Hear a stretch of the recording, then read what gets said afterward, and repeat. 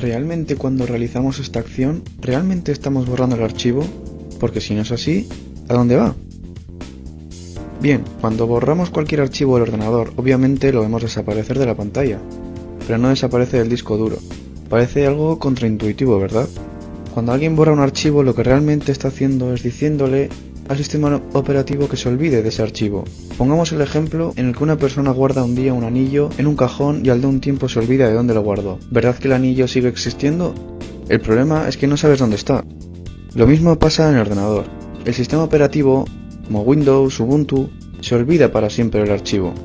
Por eso es tan importante eliminar bien los archivos antes de retirar tu ordenador.